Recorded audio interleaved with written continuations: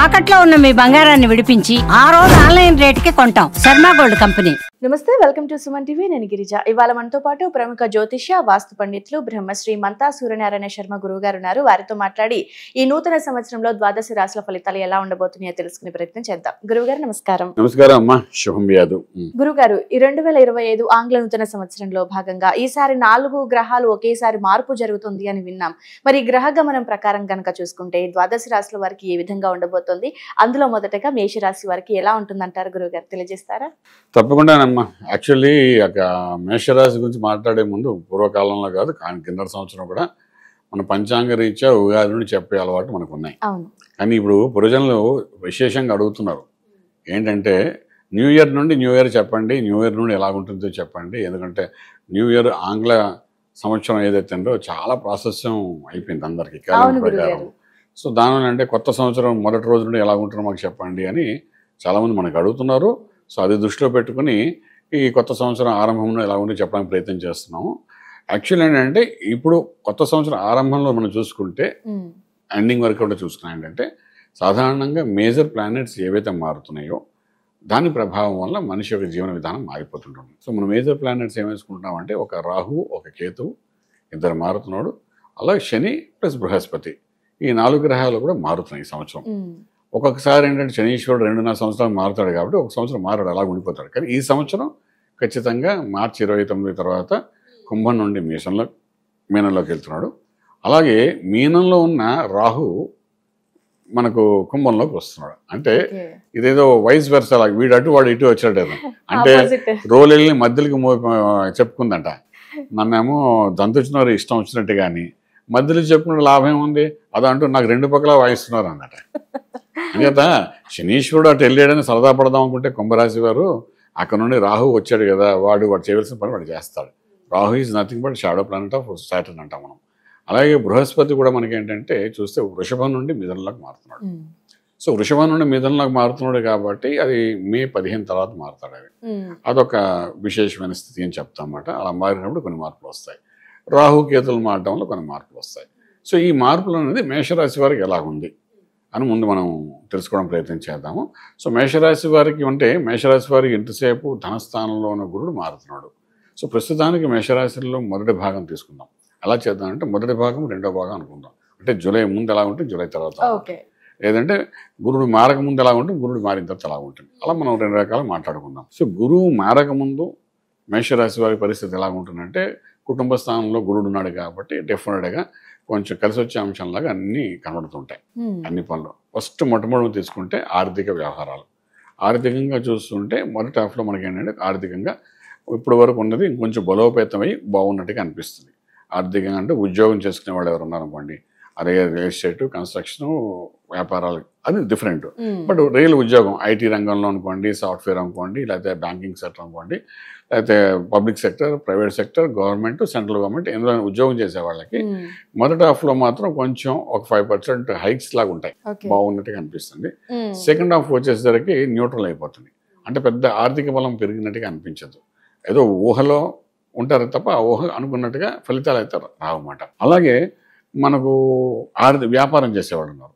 వ్యాపారం చేసేవాళ్ళు అన్ని రకాల వ్యాపారాలు తీసుకోవాలి. ఫుడ్ ఇండస్ట్రీ అనుకోండి, ఫార్మ్ అనుకోండి, అన్ని రకాల వ్యాపారం చేసేవాళ్ళు ఎవరైతే ఉన్నారో, రియల్ ఎస్టేట్ చేసేవాళ్ళు, కన్స్ట్రక్షన్ పని అంటే వీళ్ళకి ఏంటంటే మొదటి హాఫ్లో ఫస్ట్ హాఫ్లో జూన్ లోపల ఏదైతే మనం ఇన్వెస్ట్మెంట్ ప్లాన్ చేస్తాం దాని యొక్క ఫలితమే నెక్స్ట్ 6 నెలలు కనబడుతుంది తప్ప విశేషంగా ఒకసారి హైప్ వచ్చినట్టుగా మనకు ఆర్థిక బలం కనిపించదు. అంటే ఇన్కమ్ కంటే ఖర్చు విపరీతంగా జరుగుతుంది నిర్మలాన. కారణం ఏంటి అంటే 12 ఇంట్లో శనీశ్వరుడు వస్తాడు. వీళ్ళకి 12లో శనీశ్వరుడు రావడం వల్ల ఏమవుతుందంటే విపరీతమైన ఖర్చు చూపిస్తాడు వాడు మేషరాశి వారికి. జస్ట్ మనకు కమింగ్ 5-6 monthsలో వచ్చేస్తాడు వాడు అక్కడికి. సో విపరీతమైన ఖర్చు చూపిస్తాడు, దాని అదొక ప్రభావం చూపిస్తుంది. అలాగే 11 ఇంట్లో మనకంటే శనీశ్వరుడు వస్తాడు. 12లో రాహు, 11 శనీశ్వరుడు వస్తాడు. సో 11లో ఈ శనీశ్వరుడు ఎవరైతే ఉన్నారో మేషరాశి వారికి డెఫినెట్గా ఒక లాభాన్ని చూపిస్తారు. వచ్చిన లాభం అంతా ఖర్చు పెట్టేటట్టు చేస్తారు. అంటే ఇన్కమ్ ఎంత ఉందో ఇన్కమ్ కంటే రాహు ప్రభావాలను కొంత ఖర్చు, అదేవిధంగా శనీశ్వరుడు సంపాదించిందంతా కూడా ఖర్చు పెట్టేస్తాడు వీడు. సో మనకు ఖర్చు విపరీతంగా కనబడుతుందన్నమాట. ఇలా కనబడడం అన్నది ఒక రకంగా చెప్పాలంటే ఆర్థిక బలాన్ని కొంత బలహీనపరిచినట్టే మనం చెప్పచ్చు మేషరాశి వారికి. అలాగే మనం ఇంపోర్ట్ ఎక్స్పోర్ట్ వ్యాపారం చేసేవారు, విదేశాలకు వెళ్ళి చదువుకునే అనుకున్న విద్యార్థులు ఉన్నారు, విదేశాల్లో సెటిల్ అవ్వాలనుకుంటే వీళ్ళందరికీ కూడా ఖర్చు మాత్రం విపరీతంగా జరుగుతాయి. ప్రయత్నం చేసిన దాంట్లో ఖర్చు బాగానే కనబడుతున్నాయి. అలాగే ఎక్స్పోర్ట్ ఇంపోర్ట్ వ్యాపారం చేసినప్పుడు కూడా ఇన్వెస్ట్మెంట్ అయితే జరుగుతుంది, కానీ రిజల్ట్ మాత్రం అంత ఎక్కువగా రాదు. ఇన్వెస్ట్మెంట్కి బాగా ఖర్చు పెట్టాల్సి వస్తుంది అన్నమాట. ఇదొక కనబడుతుంది మనకు. అలాగే రైతులు ఉన్నారు, రైతాంగం ఉంది, రైతాంగానికి జరిగే పనులు ఉంటాయి.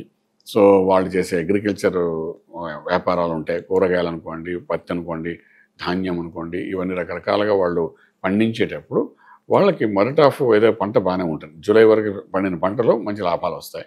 ఆ తర్వాత వచ్చే పంటలో మాత్రం కొంచెం న్యూట్రల్గా మినిమం ప్రాఫిట్స్తో ముందుకెళ్ళడానికి అవకాశం ఉంది అని శుభకార్యాలు చేస్తారు, శుభవార్తలు వింటారు, ఖర్చులు పెడతారు విపరీతంగా. ఈ ఒత్తిడి బాగా ఉంటుంది మేషరాశి వారికి. రాజకీయ రంగంలో ఉన్నవాళ్ళు అనుకోండి, వాళ్ళు కూడా అంటే గురుబలం కొంత తగ్గుతుంది. కాబట్టి ఇది రాజకీయం అన్నది ఒక వ్యాపారం అయిపోయింది ఇప్పుడు.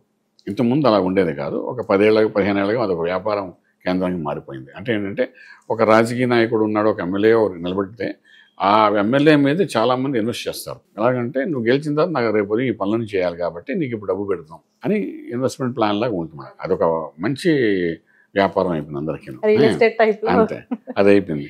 సో ఇలాంటి వాళ్ళందరూ కూడా ప్లాన్ చేసి ఇన్వెస్ట్మెంట్ ప్లాన్ చేసిన వాళ్ళందరికీ కూడా సెకండ్ హాఫ్లో కొంచెం దెబ్బ తగిలే అవకాశం ఉంటుంది. ఫస్ట్ హాఫ్ అంటే జూలై వరకు నార్మల్గా ఉన్న, ఆ తర్వాత అటాక్ జరుగుతుంది కూడా చాలా జాగ్రత్త పడి నడపాలని చెప్తాం అన్నమాట. అలాగే మనం ఇవన్నీ ఒక రకంగా అనుకుంటే ఇక సెకండ్ హాఫ్లో మనం తీసుకుంటాం. పెళ్ళిళ్ళ గురించి మనం మాట్లాడతాం. వివాహం జరుగుతున్న వివాహ వ్యవస్థ ఈ టైంలో ప్రయత్నాలు చేయడం అనేది ఈ సంవత్సరం అంత పాజిటివ్గా ఏం పెద్దగా కనిపించట్లేదు.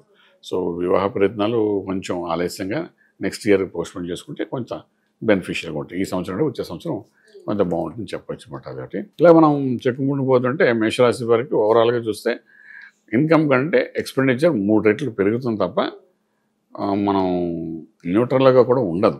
తెలియని ఖర్చులు బాగానే ఉంటాయి వీళ్ళకి. కొంచెం వాటికి సంబంధించి కొన్ని రెమెడీస్ చేసుకోవాలి.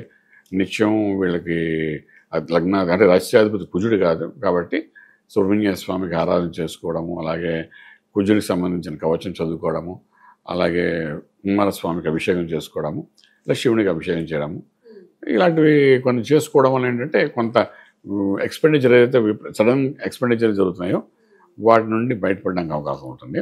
అలాగే ఈ కోర్టు వ్యవహారాల్లో కూడా వీళ్ళకి అనుకూలంగా ఉండదు ఈ సంవత్సరం. కోర్టులో ఏమైనా ఇష్యూ నడుస్తుందంటే అది వీళ్ళకి ప్రతికూలంగా వచ్చే అవకాశాలు మనకు ఎక్కువ కనబడతాయి అన్నమాట. ఓకే గురుగారు, అయితే మరి కాంపిటేటివ్ ఎగ్జామ్స్ ప్రిపేర్ అయ్యే వాళ్ళకి అది బాగుంది. కాంపిటేటివ్ ఎగ్జామ్స్ కొంచెం కాన్ఫిడెంట్గా రాయగలిగితే మాత్రం మంచి మార్క్స్తో పాస్. అదే మన పీజీ అనుకోండి, లేకపోతే నీట్ ఎగ్జామ్స్ నడుస్తున్నాయి, తర్వాత గ్రూప్స్ వెళ్తాయి, ఇవన్నిట్లో కూడా ఒక 1 or 2 మార్క్స్ తేడాతో సక్సెస్ఫుల్ అయ్యే అవకాశం అయితే బాగానే కనబడుతుంది. కాంపిటేటివ్ ఎగ్జామ్స్ బాగానే ఉంది. విదేశాలకు వెళ్ళి చదువుకోవాలనుకున్న విద్యార్థులు కూడా అనుకూలమైన వాతావరణం కనబడుతుంది. కానీ విదేశాలు వెళ్ళి సెటిల్ అవ్వాలనుకున్న వాళ్ళకి మాత్రం లాసెస్లా చూపిస్తాం ఈ సంవత్సరం అంతాను. సో 3 రకాలది బాగుంది. అలాగే ఈ సంవత్సరం వీళ్ళకి లక్కీ నెంబర్ 3 పాజిటివ్గా పనిచేస్తుంది కొంతవరకును. సో దాన్ని కూడా ఫాలో అయ్యి వెళ్ళొచ్చు వీళ్ళను. ఏదైనా నిత్యం స్వామివారికి అభిషేకం చేయడం అనేది చాలా ప్రాసెస్ వహిస్తుంది. ఓకే గురుగారు, సో రాశి వారికి ఏ విధంగా ఉండబోతుంది, వాళ్ళు పాటించాల్సిన పరిహారం గురించి కూడా చాలా చక్కగా తెలియజేశారు గురుగారు. ధన్యవాదాలు. శుభం బియాదు.